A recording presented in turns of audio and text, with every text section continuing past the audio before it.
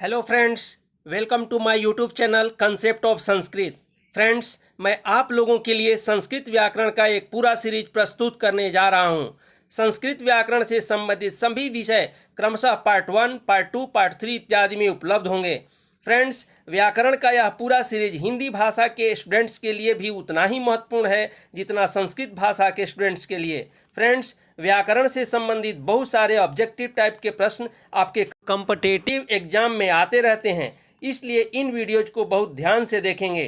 तो चलिए फ्रेंड्स, शुरू करते हैं सीरीज का फर्स्ट वीडियो, संस्कृत व्याकरणम पार्ट 1।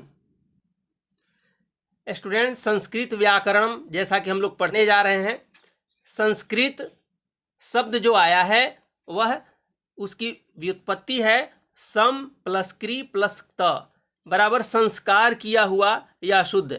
इसमें क्री में त है और कृत बन जाता है। इसके बाद एक सूत्र आता है सम परिभ्याम करोतो भूषणे, उसमें सम और कृत के बीच में सूट का आगम हो जाता है और ट हलंत और उकार इत संज्ञक है, लोप हो जाता है, तो बन जाता है संस्कृत, संस्कार किया हुआ या शुद्ध। फ्रेंड्स, ये संस्कृत भाषा का व्याकरण है। भाषा पहले आती है और व्याकरण बाद में बनता है। तो संस्कृत भाषा या व्याकरणम बराबर संस्कृत व्याकरणम या संस्कृतस्य व्याकरणम संस्कृत व्याकरणम। भाष धातु से भाषा बना है बोलने अर्थ में। स्टूडेंट्स, अब आते हैं व्याकरणम शब्द की व्युत्पत्ति पर। वी प्लस आ प्लस क्री प्लस ल्यूट बराबर व्याकरणम, नपुंसक लिंग हो जाता है। इसका अर्थ होता है विग्रह या विश्लेषण। व्याकरण की परिभाषा क्या है? व्याक्रियन्ते व्युत्पाद्यन्ते शब्दाः येन इति व्याकरणम, अर्थात जिस शास्त्र के द्वारा शब्दों का विग्रह या विश्लेषण, चूंकि अर्थ इसका होता है विग्रह या विश्लेषण, तो जिस शास्त्र के द्वारा शब्दों का विग्रह या विश्लेषण तथा उसकी व्युत्पत्ति, व्युत्पाद्यन्ते व्युत्पत्ति बतलाई जाती है, उस शास्त्र को व्याकरण शास्त्र कहते हैं। व्युत्पत्ति क्या है? जैसे संस्कृत को हम लेते हैं, सम प्लस क्री प्लस त, यही इसकी व्युत्पत्ति है कि उसमें उपसर्ग कौन सा है, कौन सी धातु है और कौन सा प्रत्यय है। फ्रेंड्स, पढ़ते हैं व्याकरण की महत्ता। व्याकरण को 6 वेदांगों में प्रमुख माना गया है। इसके विषय में कहा जाता है मुखम व्याकरणम स्मृतम, अर्थात यह वेद पुरुष का मुख है। वेदांग क्या है? वेद के अर्थों को समझने के लिए बहुत सारे इसके, जैसे छंद है, कल्प है, तो उसी में एक व्याकरण भी है जिसको वेद पुरुष का मुख कहा गया है। आया है एक जगह, छंदः पादौ तु वेदस्य हस्तौ कल्पोथ पठ्यते ज्योतिषामयनं चक्षु निरुक्तं श्रोत्रमुच्यते शिक्षाघ्राणं तु वेदस्य मुखं व्याकरणं स्मृतं तस्मात् सांगम अदित्येव ब्रह्मलोके महीयते। अर्थात छंद जो है वो वेद पुरुष का पैर है, दोनों हाथ जो हैं वो कल्प है, चक्षु ज्योतिष है और श्रोत्र यानी कान जो है वह निरुक्त है, शिक्षा उसका नाक है, घ्राण है और फिर मुख जो है वह व्याकरण है। फ्रेंड्स, एक पुनः प्रश्न उठता है कि व्याकरण पढ़ने की आवश्यकता ही क्या है? तो व्याकरण पढ़ने से हमें शुद्ध शुद्ध बोलने और लिखने का ज्ञान प्राप्त होता है। एक जगह ऐसा प्रसंग मिलता है जिसमें पिता जो है वो अपने पुत्र से कहता है, यद्यपि बहुनाधि से तथापि पठपुत्र व्याकरणम स्वजनः स्वजनो माभूत सकलम शकलम सकृत सकृत। अर्थात हे पुत्र, यद्यपि बहु ना अधि से माने पढ़ते हो, यद्यपि बहुत ज़्यादा नहीं पढ़ते हो, तथापि पठ, फिर भी पढ़ो व्याकरणम, फिर भी व्याकरण को पढ़ो। क्यों? क्योंकि स्वजनः स्वजनः माँ भूत, माँ माने नहीं, भूत माने हो, स्वजन। देखिए एक उच्चारण से कैसे अर्थ बदल जाता है। हम बोल देते हैं स्वजनः और इसको बोलते हैं स्वजनः। तो स्वजन का मतलब होता है अपने लोग और स्वजन का मतलब होता है कुत्ता, लेकिन हम लोग स्वजन को भी स्वजन बोल देते हैं, उच्चारण पर ध्यान नहीं देते हैं। इसका अर्थ कितना जल्दी बदल जाता है। उसी तरह से फ्रेंड्स, सकलम और शकलम, सकलम, सकल का मतलब होता है सब और शकल का मतलब होता है आधा। अगर हम इस शकल को सकल पढ़ देंगे तो इसका अर्थ ही बदल जाएगा। उसी तरह से सकृत और शकृत, सकृत का मतलब होता है एक बार और सकृत का मतलब होता है शौच या विष्ठा। अगर हम इसको सकृत बोल देंगे तो फिर अर्थ का अनर्थ हो जाएगा। अब पुनः आता है वैयाकरण। वैयाकरण किसको कहते हैं? व्याकरण शब्द में अण प्रत्यय अगर लगा देते हैं तो यह बन जाता है वैयाकरण। इसकी परिभाषा पर अगर विचार करें तो हो जाएगा व्याकरणम अधीते वेत्ति वा इति वैयाकरण। व्याकरणम अधीते, व्याकरण को जो अध्ययन करता है, वेत्ति वा या जानता है, उसे वैयाकरण कहते हैं। संस्कृत व्याकरण के लगभग 85 वैयाकरणों के नाम मिलते हैं, किंतु आधुनिक संस्कृत व्याकरण के सबसे महान वैयाकरणों में महर्षि पाणिनि का नाम बड़े आदर के साथ सबसे पहले आता है। फ्रेंड्स, पाणिनि मुनि के पहले भी कई वैयाकरण हुए हैं, जैसे शिव, बृहस्पति, इंद्र, वायु, भारद्वाज, भागुरी इत्यादि।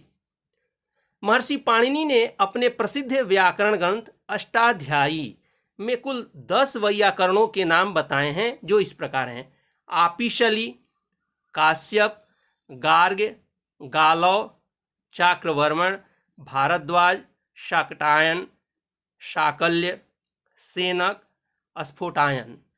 महेश्वर शिव और पाणिनि, इनका आपस में क्या संबंध है, इसको देखते हैं। महर्षि पाणिनि के गुरु का नाम उपवर्ष या वर्ष था। महर्षि वर्ष की शिक्षा से असंतुष्ट होने पर उन्होंने भगवान शंकर की आराधना की, जिससे प्रसन्न होकर भगवान शिव ने उन्हें 14 सूत्र दिए। इस विषय में एक श्लोक आता है: नृत्तावसाने नटराज राजः ननाद ढक्काम नवपंचवारम उद्धर्तु कामः सनकादि सिद्धान एतद् विमर्शे शिवसूत्र जालम। नृत्तावसाने, नृत्य प्लस अवसाने, नृत्य मतलब नृत्य, अवसाने मतलब समाप्ति पर। नटराज राजा, नटा नाम राजा नटराज। ननाद मतलब बजाया, नद धातु और लीट लकार है। ढक्काम डमरू को। नौ पंचवारम, नौ मतलब 9, पंच मतलब 5 और वारम माने बार, तो 9 5 14 बार। उद्धर्तु कामः, उत उपसर्ग है, ह्री धातु है और तुमुन प्रत्यय है। उद्धर्तुम कामः, उद्धर्तुम कामः यस्य सह उद्धर्तु कामः, उद्धार करने की इच्छा वाला जो है वह, अर्थात शिव। सनक आदि सिद्धान, सनक सनंदन आदि सिद्ध महापुरुषों को, ऋषियों को। एतत् माने यह, शिवसूत्र जालम, शिवसूत्र का जाल, विमर्शे विचार किया। अन्वय करेंगे तो हो जाएगा नृत्तावसाने सनकादि सिद्धान उद्धर्तु कामः नटराज राजः ढक्काम नवपंचवारम ननाद। अहम यानी पाणिनि एतद शिवसूत्र जालम विमर्शे, अर्थात नृत्य की समाप्ति पर सनक आदि सिद्ध ऋषियों को उद्धार करने की इच्छा से नटराज राज शिव ने अपने डमरू को 9 पंचवारम यानी 14 बार बजाया। पाणिनि कहते हैं, मैंने उससे, उस ध्वनि से शिवसूत्र जाल का विचार किया यानी प्राप्त किया। भगवान शिव के डमरू से जो 14 सूत्र प्राप्त हुए उन्हें हम माहेश्वर सूत्र भी कहते हैं। चूंकि महेश्वर शिव ने 14 बार डमरू को बजाया और उससे 14 सूत्र निकले, इसीलिए उसे माहेश्वर सूत्र, शिव सूत्र या प्रत्याहार सूत्र भी कहते हैं। माहेश्वर सूत्र इस प्रकार हैं: अयुण, रिलरिक, एवं, अयोच, हैवरट, लण, यमगणनम, झभय, गडदश, जबगडदस, खप छटथ, चटतौ, कपय, सससर, हल। कुछ लोग कपय पढ़ देते हैं, लेकिन कपय नहीं होगा क्योंकि यहाँ हलंत है, इसीलिए कपय होगा। फ्रेंड्स, इसमें रेड कलर के जितने हैं उनकी गणना केवल प्रत्याहार बनाने के लिए होता है। ये इस संज्ञक हैं, इनकी गिनती नहीं होती है, इसीलिए इनको रेड कलर से दर्शाया गया है। प्रत्याहार बनाने के लिए हम लोग अगले वीडियो में देखेंगे। प्रत्याहार की परिभाषा देखते हैं फ्रेंड्स। प्रति उपसर्ग है, आ भी उपसर्ग है, ह्री धातु है और घञ् प्रत्यय होकर के बना है प्रत्याहार। इसका अर्थ होता है संक्षेपण, अर्थात संस्कृत में इसकी परिभाषा होगी प्रत्याह्रियन्ते संक्षिप्यन्ते वर्णाः येन इति प्रत्याहार। अर्थात जिस विधि से वर्ण समूह संक्षिप्त कर दिए जाते हैं उस विधि का नाम प्रत्याहार है। यूँ तो इन उपयुक्त प्रत्याहार सूत्रों से 100 से भी अधिक प्रत्याहार बना सकते हैं, लेकिन पाणिनि मुनि ने अपने अष्टाध्यायी में केवल 42 प्रत्याहारों का उल्लेख किया है। महर्षि पाणिनि का प्रमुख ग्रंथ अष्टाध्यायी है। अष्ट अध्यायी, इसमें 8 अध्याय हैं और एक अध्याय में 4 पाद हैं, यानी 4 चरण हैं। तो 8 चौका 32 ठो इसमें चरण हो जाएंगे। और ये इसमें केवल सूत्र हैं। बहुत लंबी बातों को शॉर्ट में कहना ये सूत्र कहलाता है। इन्हीं माहेश्वर सूत्रों से उन्होंने सूत्रों की रचना की।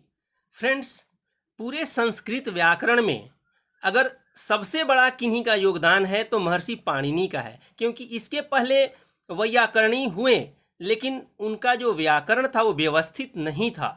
लेकिन महर्षि पाणिनि का जो अष्टाध्यायी हुआ वह मील का पत्थर साबित हुआ। उन्होंने सूत्र के रूप में इसकी रचना की।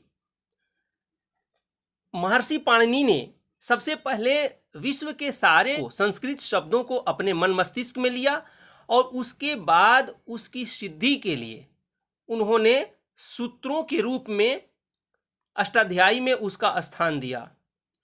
उसके बाद इनसे बहुत सारे ऐसे भी कुछ शब्द थे जो छूट गए। उसके बाद महर्षि कात्यायन, जिनको वररुचि भी कहा जाता है, उन्होंने वार्तिक के रूप में उसकी पूर्ति की। इनके सूत्र लगभग 4000 हैं, लेकिन वार्तिक भी कम से कम 4000 हो जाएंगे। उसके बाद महर्षि पतंजलि का नंबर आता है। इन्होंने महर्षि पाणिनि का जो अष्टाध्यायी है उन्हीं के सूत्रों पर महाभाष्य लिखा। एक एक शब्द का निर्वचन इन्होंने अपने महाभाष्य में किया, जो अलग अलग पार्टों में है, पस्पसाहनिक के रूप में उपलब्ध है। इसके बाद संस्कृत व्याकरण में नया कुछ लिखने का सिलसिला लगभग बंद हो गया। केवल टीका टिप्पणी ही लिखी गई। जैसे लघु सिद्धांत कौमुदी, वरदराज ने लघु सिद्धांत कौमुदी लिखी। इन्हीं के सूत्रों को उन्होंने एग्जाम्पल के साथ उसको एक्सप्लेन किया। और उसके बाद मध्य सिद्धांत कौमुदी आई, जिसकी रचना भी वरदराज ने ही की। उसमें कुछ वार्तिक जोड़े गए और उसके बाद एक सिद्धांत कौमुदी आया, जिसकी रचना भट्टोजी दीक्षित ने की। और उन्होंने और वृहद रूप में जो जो शब्द छूट गए थे उसको लेते हुए उन्होंने पूरे एक एक उदाहरण के साथ उसको पूरा किया। फ्रेंड्स, इनके बाद तो केवल टीकाएं लिखी गईं, जैसे बाल मनोरमा टीका, और उसमें जैसे वाक्पदियम इत्यादि, जो केवल उसका एक्सप्लानेशन ही प्रस्तुत हुआ, नया कुछ इसमें लिखा नहीं गया और शायद इसकी आवश्यकता भी महसूस नहीं की गई। फ्रेंड्स, अष्टाध्यायी क्या है, प्रत्याहार कैसे बनता है, इत्यादि विषयों पर चर्चाएं होती रहेंगी। फ्रेंड्स, आज के लिए इतना ही। जल्द मिलते हैं एक नए वीडियो में। अच्छा लगे तो हमारे वीडियो को लाइक, शेयर और हमारे चैनल को सब्सक्राइब करना नहीं भूलिएगा। धन्यवाद।